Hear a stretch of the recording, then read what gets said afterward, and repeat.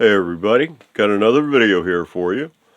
Working on the Gibson. This is episode number 4, and the neck and the body and the bridge block the dye is dry, and it looks like they have enough dye.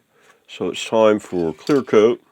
Going to be using Krylon acrylic, and stuff's not high build for this particular build. For this guitar, for this finish, I probably want a kind of a thicker coat of clear coat on it, so I wouldn't be surprised if I have to go 6 coats with this stuff.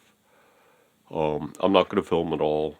I'm just going to shoot a little footage of the highlights, kind of an idea. So, and then probably, after a little bit of that, then I'll be on with the rest of the build in this video. See how it goes.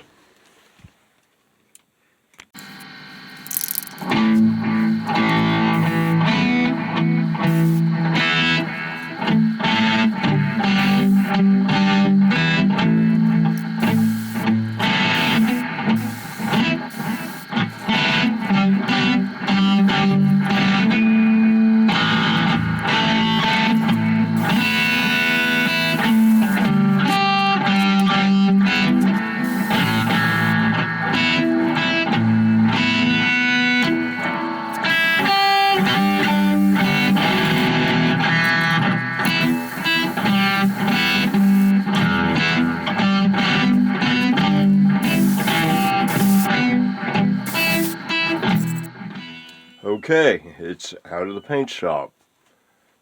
I gave it a Gibson style approach to the finish. I saw a video of Gibson factory tour, and they did 5 coats of nitro, and then they sanded, and then they did a 6th coat of nitro, and then they went to the polishing on the buffer. Since I'm using acrylic, it doesn't build quite as well. I went with about 8 coats of acrylic, and then sanded, and then did 2 more coats of acrylic, and then I had just a little bit of orange peel on the body, so I knocked that down a bit with some 1000, and then I buffed. And these are the results. No wax, no oil, just buffed and cleaned with naphtha. And everything seems to turn out pretty good. I did knock the neck off of a hanger, and apparently it landed on this corner, but you can hardly tell now that it has the clear coat on it, so that's cool. And other than that, this right here, this tended to weep the acrylic back out of the crack as it was drying and would get buildup, so I had to constantly scrape that back, wait for the thing to dry, and then it would have a little glob of acrylic down here, and then I'd have to gently scrape that off with a razor blade, just cut it off more or less, and then wipe it up with just clean paper, printer paper, and then wait for that to dry, and then it would be ready for the next coat. And yeah, so, and I think there was also some sap coming out at the same time. Probably the solvents from the clear coat was dissolving the sap a little bit, and then it would all kind of mix together and then start weeping out of the crack. So, but it turned out okay, and it did more or less fill up with acrylic down in the bottom at the end, so it's sealed. And in general, I'm pretty pleased with the color and the figuring on the wood and the quality of the clear coat. There are some imperfections. I sanded across the grain, and the camera can't even pick it up, but there's Yeah, right there. Those little scratches right there. But that's going to be under the tailpiece, so. So yeah, almost perfect. Alright, I'm going to shut up and get back to building.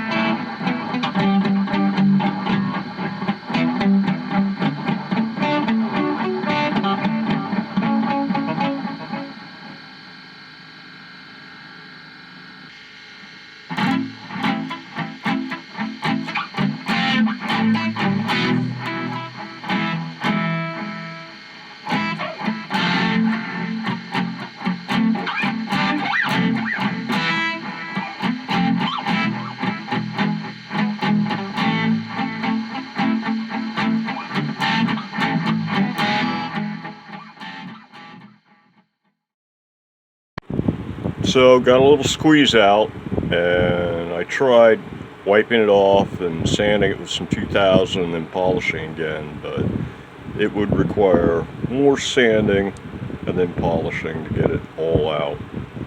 But don't use too much glue on the rest of them, huh?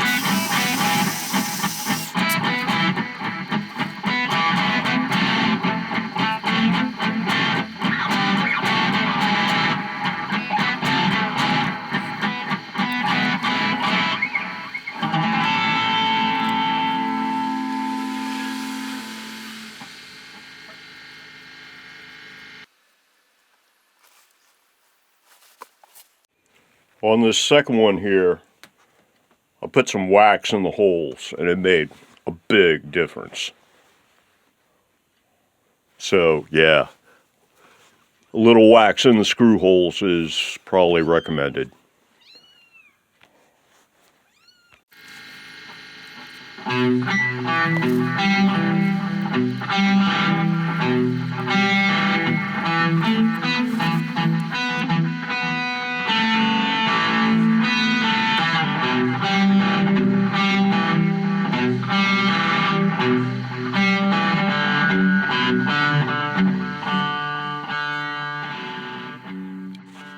So, full disclosure, you saw how at first I was going against the top edge of the tuners here in order to get things straight.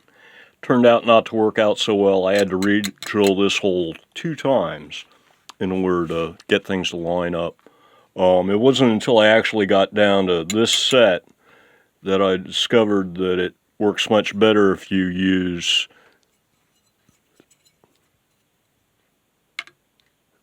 this part of the tuner, not up here. This gives you a much more straight and flat edge. You can see this one's still not perfect, man. But yeah, so yeah, that seems to work a little bit better than trying to go up here. So, or you can do it by eye or some other method. Really, what you need is like it'd be easy enough to make a little jig. You could like set the spacing and screw in and out and automatically get everything straight that way. Sounds like a good idea for Stu Mac. About $120. Anyway, yeah, so yeah, God, that's still not straight. It's driving me nuts now. I'm not going to re-drill it. No. I refuse. Yeah, I don't want to get obsessive compulsive about how straight these things are. That way lies madness. So, on with the build. So, the frets, nice and shiny, but a little rough. If you're looking at the side of a fret, it's not down at the bottom that they're rough, which is where it usually is. It's actually more along here, maybe a little bit there too. So I'm thinking that I might not need to get into files to get down here, and just rolling it with sandpaper might do the trick. So I'm going to try that first.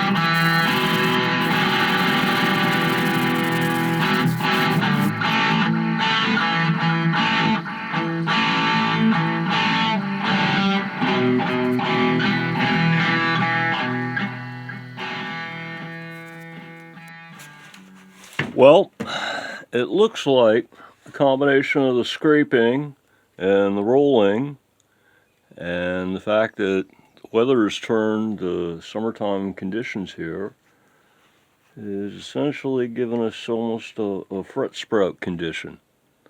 So it looks like I might have to break bad with the files after all.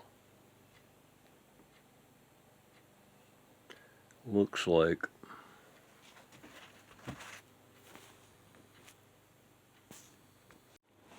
Okay, I'm going to start with a leveling beam to see if I can get the very ends off of these here. And the reason why I'm using a leveling beam instead of a beveling file or block is because this guy is going to cut the end of the fret this way, and that takes material off the top, and I don't really want to do that. Whereas with this thing, I can come in pretty much perpendicular to the fingerboard, and I can take just the very end off by cutting it more vertically instead of with the bevel. So, and that's the result that I'm looking for. And so yeah, I'm going to give that a shot, and if I have to, I can get into files to clean up down here. So,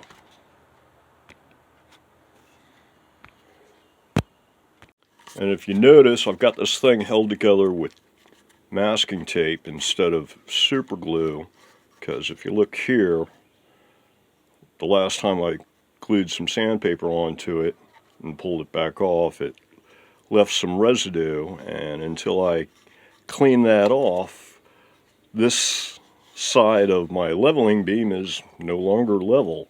So, but this side's all nice and clean and polished and stuff, so I hooked it up this way, and that way I won't get any glue on it, have to clean it up first.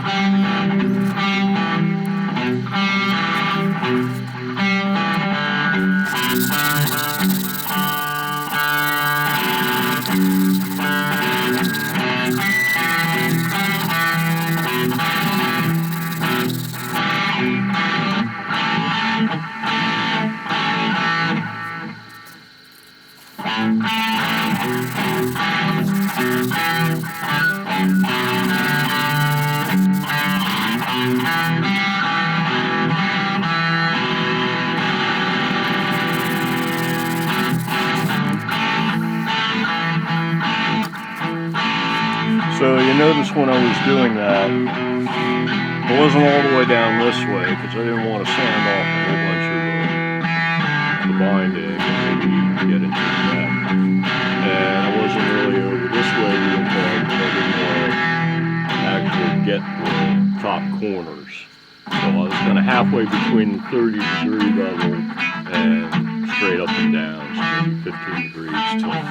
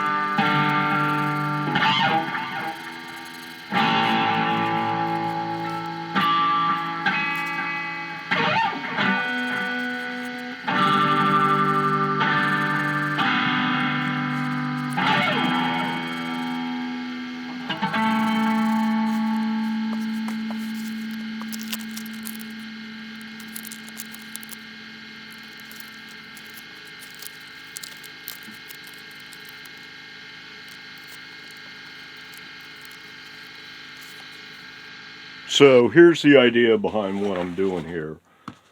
So you got your fret end and it's kind of square. And so I'm just coming in with the file and going around like this and more or less nipping off these two corners. And if you're looking at it from the side, because of the fact that you've got a radius on the fretboard, this is actually curved and not straight. So when I'm filing, I've got to be down here at the edge, but I've also got to tilt over as I go around in order to make sure that I get the very bottom corner here. Because the closer I get to the center, if I start out here at the edge of the fret, the closer I get to the center, the further down it goes. So that's the direction of the cuts.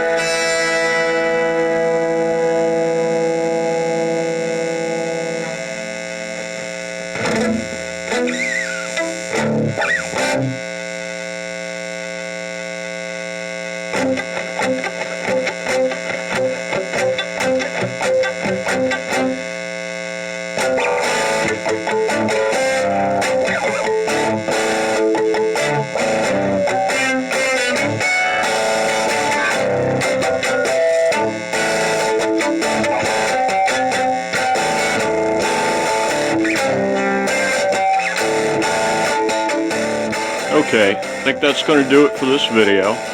So until the next one, everybody, have a good one.